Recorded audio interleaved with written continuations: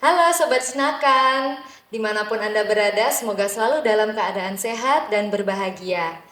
Hari ini di podcast Disnakan yang selalu menghadirkan informasi mengenai dunia peternakan, perikanan, dan kesehatan hewan, sudah hadir bersama kami Dr. Hewan Andar Yuliani, selaku Koordinator Kesmafed di Dinas Peternakan dan Perikanan Kabupaten Blitar.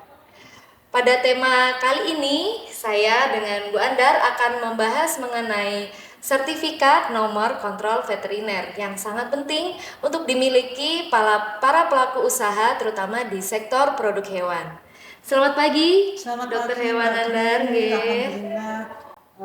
Selamat pagi, Assalamualaikum warahmatullahi wabarakatuh. Sobat Disnakan dimanapun Anda berada, semoga pada pagi hari ini kita selalu dalam lindungan Allah Subhanahu Wa Taala. Baik, Bu Andar, hari ini kita akan memberikan informasi kepada para sobat Disnakan mengenai sertifikat nomor kontrol veteriner. Mungkin bisa dijelaskan Ibu tentang nomor kontrol veteriner ini apa? Terima kasih Mbak Dwi. Sobat Disnakan, sertifikat nomor kontrol veteriner atau kita lebih familiar dengan NKV ya, sesuai dengan yang diamanahkan Peraturan Menteri Pertanian Nomor 11 Tahun 2020. NKV adalah sertifikat sebagai bukti tertulis, Mbak Grin. Jadi bukti tertulis yang sah itu bahwa unit usaha produk hewan tersebut sudah menerapkan praktek higien dan sanitasi sebagai apa? Sebagai jaminan keamanan produk pangan yang dihasilkan dari hewan yang dipelihara itu.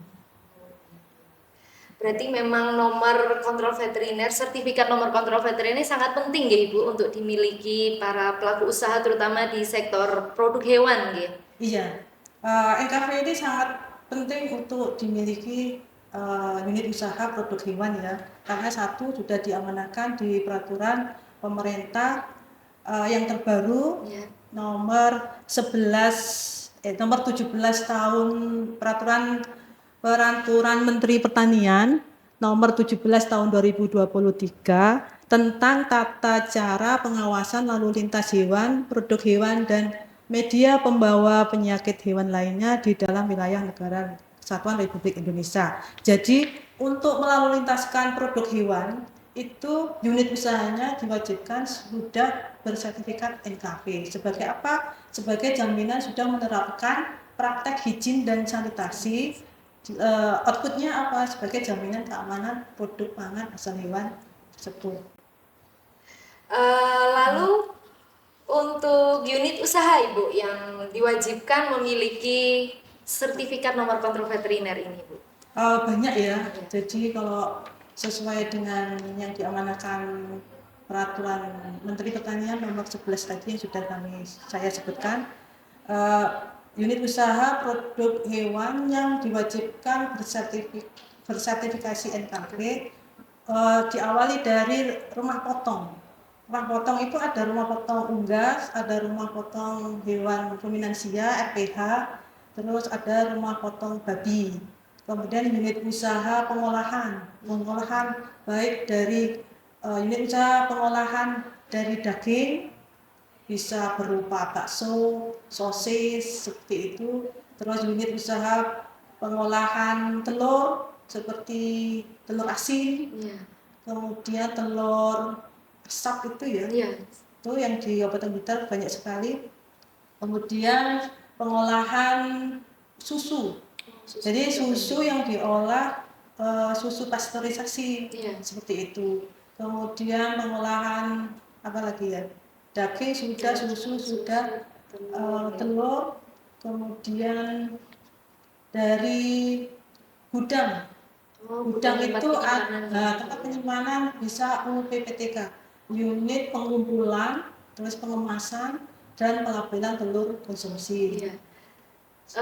Misal Bu, seperti produk-produk UMKM yang di samping telur, susu, misal seperti olahan lain, burung walet, seperti itu juga penting untuk memiliki sertifikat nomor kontrol veteriner nih gimana Bu? Iya, untuk budidaya burung walet ya, itu mulai dari budidaya, kemudian pencucian sarang burung walet, kemudian pengolahan, itu juga diwajibkan bersertifikat NKV. Oh iya. Berarti Iya. memang salah satu syarat yang harus dimiliki UMKM gitu, Bu. Iya. Eh, terus Bu, ngomong-ngomong tentang UMKM yang harus memiliki sertifikat nomor kontrol veteriner ini atau NKV, kira-kira proses pengurusannya ini seperti apa, Bu? Eh, untuk NKV itu kewenangan dari pemerintah provinsi ya. Jadi diawali unit usaha produk hewan itu mengajukan permohonan rekom ke dinas teknis. Dalam hal ini kalau di Kabupaten Blitar itu Dinas Peternakan dan Perikanan Kabupaten Blitar untuk mengajukan rekomendasi NKV. Nah, rekomendasi NKV nanti uh, akan dikeluarkan oleh dinas kabupaten, dinas teknis kabupaten yang membidangi. Setelah pelaku usaha mengajukan permohonan, kemudian dilengkapi dengan persyaratan-persyaratan, itu kemudian dari permohonan yang masuk, dinas akan menindaklanjuti untuk melakukan pembinaan, istilahnya dengan pra-NKV. Nah, pra-NKV itu tujuannya apa? Kita melakukan pembinaan supaya pada saat nanti audit yang dilaksanakan oleh auditor provinsi, karena kewenangan provinsi ya untuk melakukan audit NKV itu sudah mendekati checklist auditor sesuai dengan unit usaha yang diajukan. Karena banyak tadi ya, ada TPS, tempat pengolahan susu yang tadi belum tersebutkan. Kemudian apalagi kios daging, banyak juga kios daging. Kemudian gudang berpendingin atau cold storage. Nah, itu harus bersertifikat NKV juga diwajibkan untuk bersertifikat NKV. Kedua, penting karena NKV itu wajib dipersyaratkan untuk unit usaha itu ya. Nah, tadi sudah dijelaskan di depan, kemudian setelah dinas melakukan pembinaan ke lokasi atau istilahnya pra-NKV tadi, itu minimal nanti unit usaha yang mengajukan sertifikasi NKV itu sudah terpenuhi persyaratan baik administrasi maupun teknisnya. Jadi nanti pada saat auditor dari Dinas Peternakan Provinsi itu melakukan audit NKV di unit usahanya sudah terpenuhi sesuai dengan checklist yang di audit. Jadi di sini Dinas Peternakan dan Perikanan Kabupaten Blitar fungsinya untuk melakukan pendampingan dan pembinaan seperti itu nggih Bu. Mungkin bisa disebutkan 3 unit usaha yang sudah ber-NKV Bu di Kabupaten Blitar yang sudah memiliki sertifikat nomor kontrol veteriner ini Bu. NKV kemarin total ya di Kabupaten Blitar itu dari 2020 ini ya, ini datanya dari 2012 sampai 2024 bulan September itu yang sudah keluar sertifikat NKV-nya sebanyak 121 unit usaha. Lumayan. Itu rata-rata banyak yang di budidaya unggas, kemudian PPTK. Karena Kabupaten Blitar itu kan sudah terkenal budidaya unggasnya ya.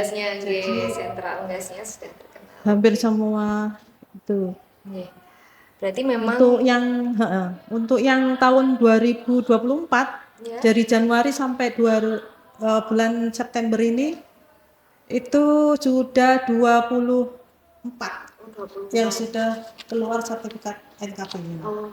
Berarti memang hampir mayoritas pelaku usaha produk hewan di Kabupaten Blitar sudah mulai memiliki bahkan mengajukan. Iya, lebih-lebih dengan diberlakukannya Permentan 17 2023 ya. Jadi untuk melaluntaskan produk hewan itu unit usahanya wajib sudah bersertifikat NKV karena dengan sebagai persyaratan untuk nanti sertifikat NKV-nya itu diupload di aplikasi itu. Ya, akhirnya dari pelaku usaha banyak yang berusaha untuk memenuhi persyaratan itu nggih. supaya apa bisa melaluntaskan produk hewannya seperti itu. Berarti memang sangat dibutuhkan nggih Ibu sertifikat nomor kontrol veteriner ini. Mungkin bagi sobat Disnakan yang memiliki usaha terutama di produk hewan nggih Ibu, seperti yang tadi sudah disampaikan oleh Dokter Hewan Andari Yuliani, penting untuk segera mengajukan dan mengurus sertifikat nomor kontrol veteriner ini. Bagi yang masih memiliki pertanyaan atau mungkin ingin mengetahui informasi lebih lanjut ya Ibu mengenai proses pengurusan surat NKV Niki, bisa menghubungi call center kami kawan kece di nomor 085 257 200 900. Dan mungkin memang ini ya Ibu, bukan hanya soal regulasi tetapi memang menjaga kualitas, keamanan dan kepercayaan konsumen itu juga penting dengan pelaku usaha tersebut memiliki sertifikat NKV ini. Jadi benar-benar menjamin produk yang telah diolah, telah diproduksi oleh suatu badan usaha seperti itu ya Ibu ya. Mungkin sebagai tambahan ya, NKV itu kan levelnya ada 3. Dari level 1 itu terpenuhi persyaratan administrasi dan teknisnya, jadi unit usahanya itu nanti bisa untuk ekspor. Nah, jadi nanti checklistnya itu lebih kalau terpenuhi, ada temuan mayornya berapa, terus minornya, nah itu sebagai standar penerapan higien sanitasinya, praktek higien sanitasinya di unit usaha yang di audit NKV. Terus untuk level 2 itu bisa untuk melaluntaskan antar provinsi, dan level 3 itu antar kota dalam provinsi, antar satu provinsi. Ya. Jadi dengan semakin level 1 berarti semakin bagus atau semakin ketat dalam menerapkan praktek higien sanitasinya. Seperti itu. Jadi harapannya dengan semua unit usaha produk hewan sudah bersertifikasi NKV, salah satunya yaitu satu sebagai jaminan keamanan pangan. Yang kedua, otomatis di dalam sertifikasi NKV berarti unit usaha tersebut menerapkan praktek higien dan sanitasinya. Itu meliputi tiga, baik di lingkungan unit usahanya. Jadi unit usaha yang mengajukan sertifikasi NKV itu unit usahanya harus minimal 1 menerapkan kebersihan ya, higien sanitasinya.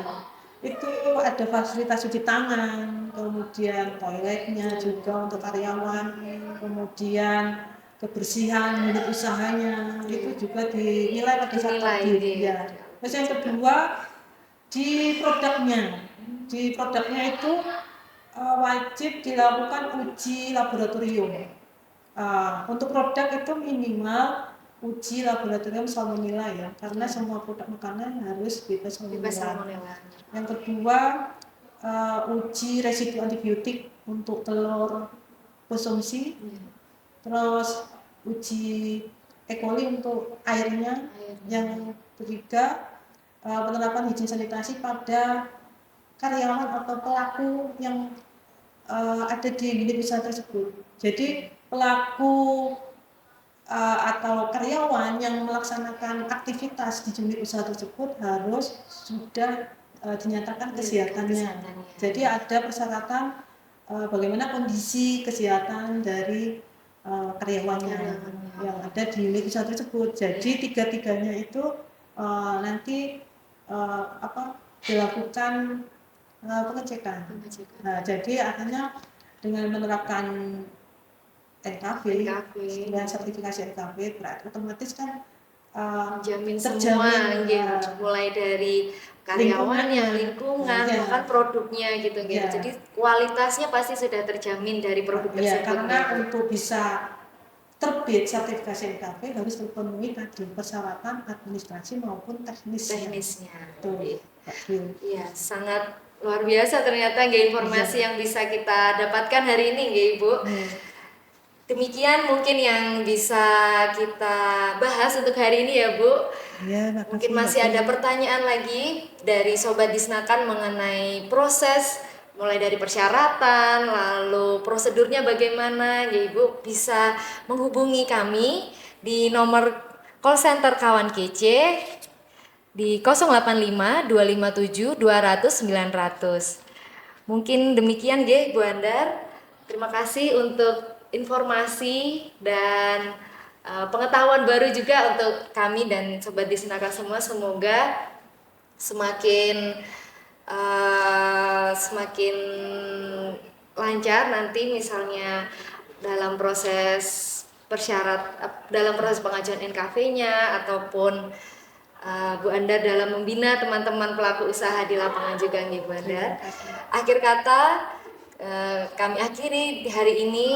Semoga podcast ini memberikan informasi yang baik untuk teman-teman semua dimanapun berada.